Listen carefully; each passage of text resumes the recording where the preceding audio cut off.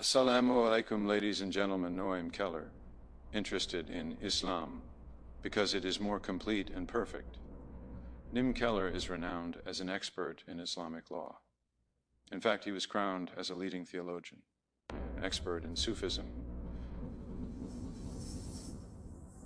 Keller also translated a number of books into English. Behind all his achievements, who would have thought he was a Roman Catholic, later converted to Islam? Keller was born in 1954 in northwestern United States, U.S.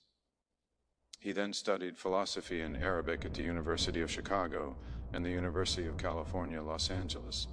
He said he was raised on a farm in a devout Roman Catholic family since childhood. The church provided an undeniable spiritual realm, one that was more real than the physical realm that surrounded me. However, as I grew up, my relationship with religion immediately see problems both in belief and in practice, he said, as quoted in the book The Crescent Moon on the Statue of Liberty. Since childhood, he tried to read the Bible. However, when he read it, he considered the holy book to be long-winded and incoherent. So that makes it difficult for people who want to use it as a guide for life, said Keller. His views on the religion inherited from his parents became more open when he started going to college. When I entered university, I knew that the authenticity of the scriptures, especially the New Testament, was really questionable and was a product of modern Christian hermeneutic studies themselves. He said his curiosity about the truth of his religion was very high. He then read Norman Pan's translation of The Problem of the Historical Jesus by Joachim Jeremias, one of the most renowned New Testament scholars of the century. He did this in order to understand contemporary theology. Keller was also influenced by the views of Jays and the German theologian Rudolf Bultmann, who argued that writing a biography of Jesus as an impossible dream, according to them. The real life of Christ could not be convincingly reconstructed from the New Testament. If this is admitted by a Christian himself and one of his most famous textual scholars, what will his enemies say? Keller said he then studied philosophy at university, according to him. Philosophy teaches us to ask two things of anyone who claims to have the truth. What do you mean, and how do you know? He then asked both questions to the Roman Catholic tradition that he followed. However, I found no answers, and I realized that Christianity had slipped out of my hands. I then began a search that might not be popular with most young people in the West. Namely, searching for meaning behind a meaningless world, said Keller. During that time of searching for the truth, he then began to know the Quran. Initially, he only read the translation of the Quran. Keller admitted that he was not so interested in the translation of the Quran. He was actually curious about the Arabic Quran. I know that the original book, the Quran in Arabic, has been recognized for its beauty and eloquence among the various religious books of mankind. I am determined to learn Arabic to read the original, he explained. He then decided to study Arabic in Chicago. Within a year, he managed to learn grammar with good grades. Even so, he still felt lacking. Keller finally decided to study Arabic in Cairo, Egypt. In Egypt, Keller claimed to have found something that really brought him to Islam. It was a sign of pure monotheism in its adherence, which surprised me more than anything I had ever seen before. Keller said in the land of the pyramids, he met many Muslims from good to bad, while in Egypt, there was an experience that was memorable for Keller. There was a man on the banks of the Nile, near the Mucus Garden. It was a place he usually passed by. He approached the man. It turned out that the man was praying on a piece of cardboard with his face facing across the water. Initially, Keller claimed to pass in front of the man. However, he changed his mind. He chose to turn around and walk behind the man who was praying because he didn't want to disturb him.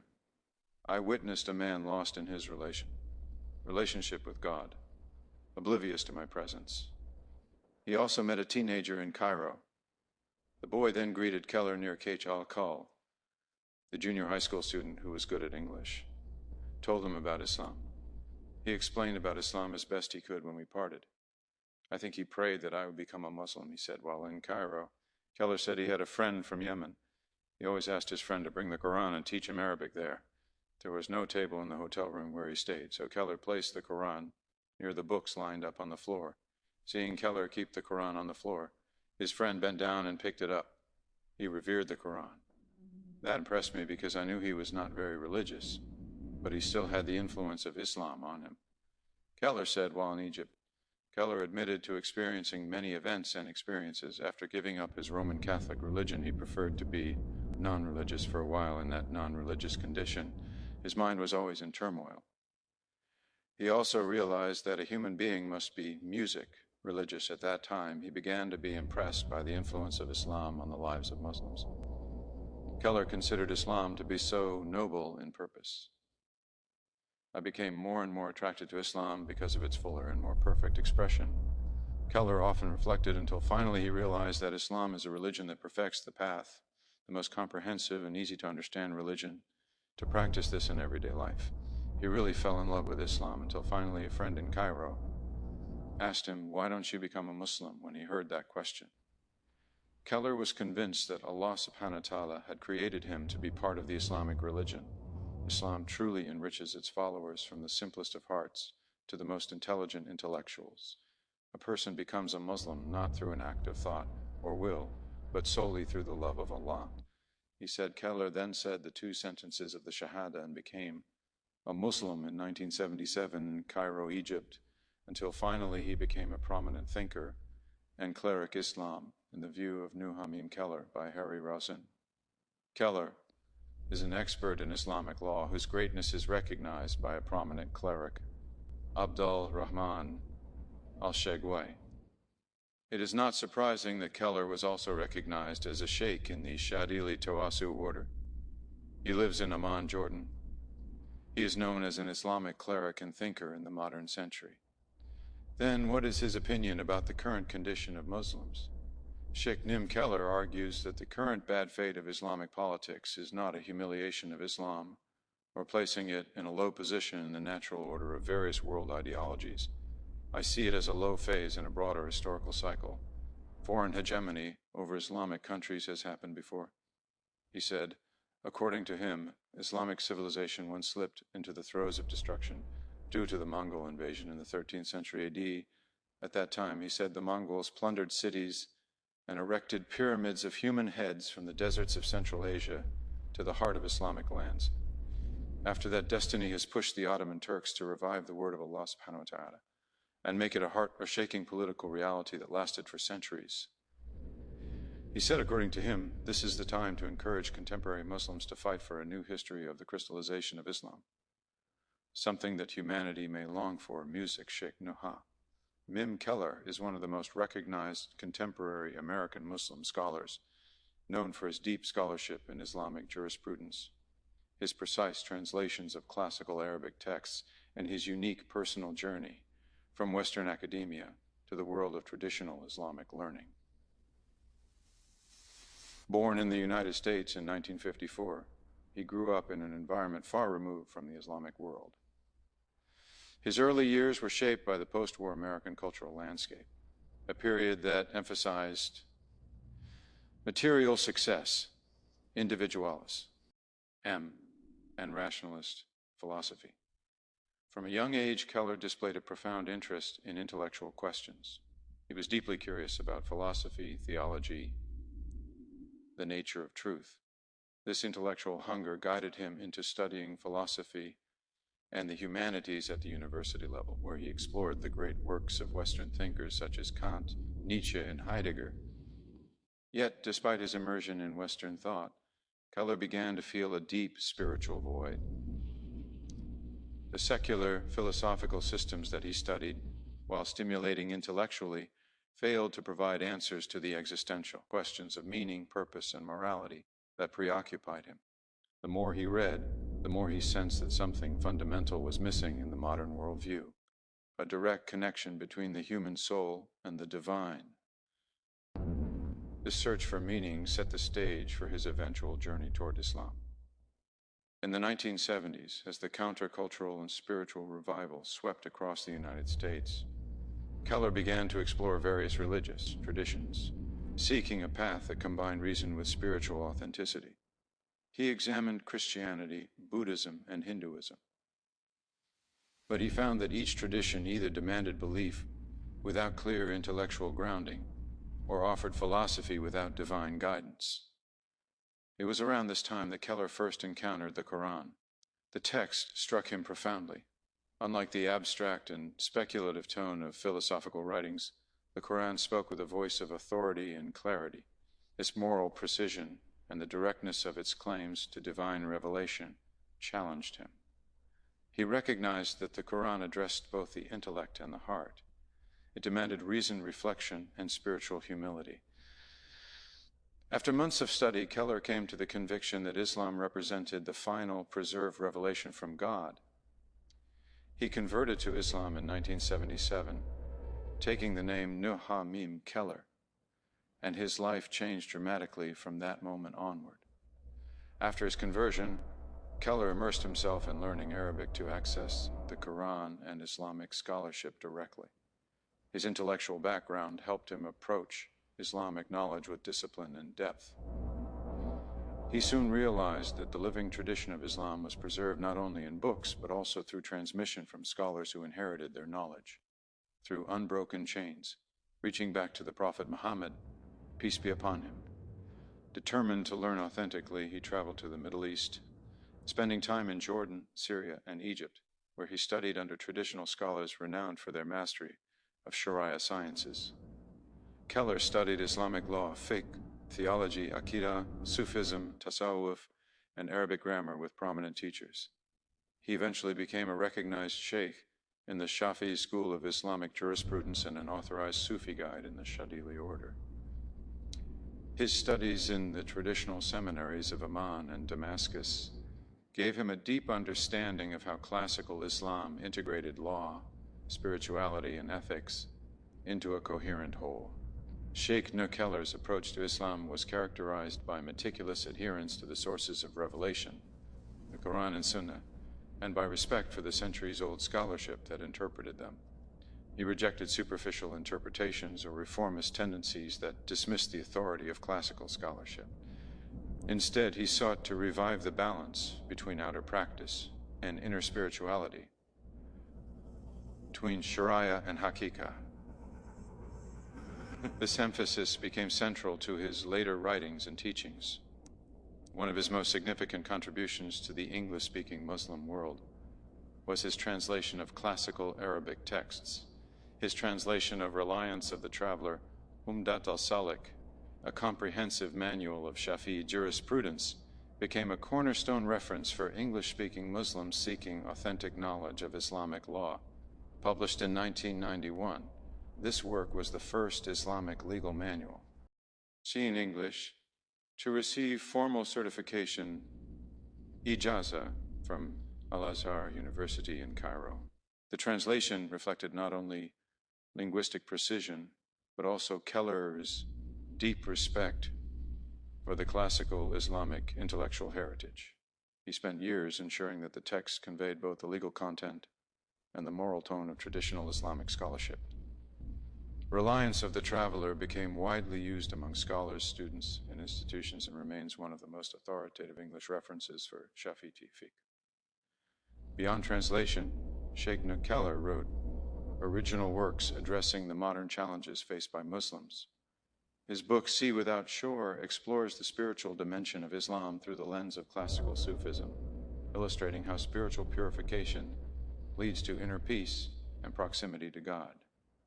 Another influential work, Keller's articles, compiles his essays on faith, certainty, and the crisis of modernity.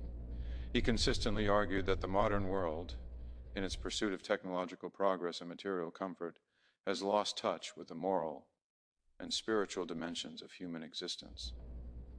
His writings sought to bridge the gap between contemporary intellect and timeless revelation, showing that true human fulfillment lies in submission to God. Sheikh Keller also established a circle of students and followers who studied under him, particularly in Amman, Jordan, where he has resided for many years. His students come from diverse backgrounds, Western converts, Arab scholars, and seekers from around the world, drawn by his balanced synthesis of knowledge, spirituality, and ethical refinement. He emphasized practical application of Islamic teachings in daily life, urging his students to cultivate sincerity, humility, and good character, akhlaq, under his guidance. Many Western Muslims found a model of how to integrate traditional Islamic scholarship within a modern context without losing authenticity.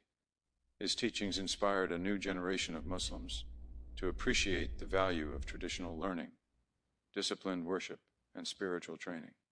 Despite his influence, Sheikh Keller has often been misunderstood by those unfamiliar with traditional Islamic paths. Some critics have labeled his adherence to classical norms as conservative or outdated, while others accused him of promoting Sufism at the expense of legal rigor. Yet those who studied with him closely testify that his scholarship is firmly grounded in the Quran, Sunnah, and the verified methodologies of four Sunni schools. He has repeatedly emphasized that Sharia and Tasawwuf are inseparable. The former regulates outward action, while the latter refines the inner state. In a world increasingly dominated by ideological fragmentation and spiritual confusion, Keller's message calls for harmony between faith and reason, law and love, intellect and submission. Sheikh Keller's journey from an American philosophy student to a Muslim jurist and Sufi master symbolizes the transformative power of truth. He often described his conversion not as a rejection of reason, but as its fulfillment. Reason, he argued, leads one to recognize the necessity of revelation. Islam, for him, represents the perfect synthesis of rational inquiry and divine guidance. This perspective appealed to countless Western converts who, like him, were searching for a worldview that could reconcile intellect with faith. His life demonstrates that the path of knowledge and spirituality is open to all who seek sincerely, regardless of origin or background. Keller's influence extends beyond his books and lectures. Through his translations and teaching, he helped reshape the intellectual landscape of English-speaking Islam. Before his work, much of Islamic scholarship was inaccessible to those who could not read Arabic. By making classical texts available in English, he enabled new generations of Muslims to engage directly with authentic sources. His linguistic precision and theological dépit set a new standard for Islamic translation, emphasizing accuracy over simplification. In addition to his scholarly endeavors, Sheikh Keller is known for his ascetic lifestyle and humility. Despite his recognition as a major figure in Islamic scholarship, he avoids public fame and focuses on teaching, prayer, and spiritual guidance. He has consistently warned against the dangers of ego, fame, and superficial religiosity. His writings often remind Muslims that the goal of knowledge is not prestige, but transformation, the purification of the heart and nearness to God. This humility has earned him immense respect among scholars and students worldwide. Sheikh Keller's legacy also includes his engagement with contemporary issues such as modernism, secularism, and the crisis of identity among Muslims. He critiques the modern notion that moral values are subjective and insists that ethics derive from divine revelation, not social consensus. His arguments emphasize that Islam's ethical system, built upon revelation, provides the only stable foundation for civilization. He warns that societies detached from divine law inevitably fall into confusion and moral decay. His critique of modernity is not a call to retreat from the world, but to rebuild it upon the principles of divine order. Through this intellectual critique, he provides Muslims with a framework for understanding modern challenges while remaining faithful to tradition. Among his students and readers, Keller is admired for combining intellectual rigor with spiritual depth. He has trained many Western scholars who continue to propagate authentic Islamic knowledge in their communities. His spiritual lineage connects him to the great scholars of the Shadili path, and through them, to the earliest generations of Muslims who embodied balance, wisdom, and sincerity. His teachings emphasize remembrance of God, dhikr, service to others, and adherence to prophetic character. For Keller, the true scholar is one whose knowledge transforms his heart and whose example brings others closer to Allah. His writings remind readers that Islam is not merely a set of rituals or doctrines, but a comprehensive way of life aimed at realizing human excellence. Today, Sheikh Keller remains one of the most respected voices of traditional Sunni Islam in the West. His influence is visible in academic circles, Sufi communities, and online platforms where his works continue to inspire discussion and learning. He represents a living bridge between the classical Islamic tradition and the modern Western world, a bridge built upon faith, scholarship, and spiritual integrity. In a time when many Muslims struggle to reconcile faith with modernity, his life stands as evidence that authentic Islam is not opposed to reason or progress, but provides their moral compass. His conversion story continues to inspire thousands who discover in Islam not a foreign religion, but the completion of the human search for truth. Through his scholarship and humility, Sheikh Keller has demonstrated that the path of knowledge and the path of love are one and the same. His life reminds Muslims and non-Muslims alike that faith is not inherited, but chosen through reflection, sincerity, and courage. From a young American philosopher to a master of Islamic law and spirituality,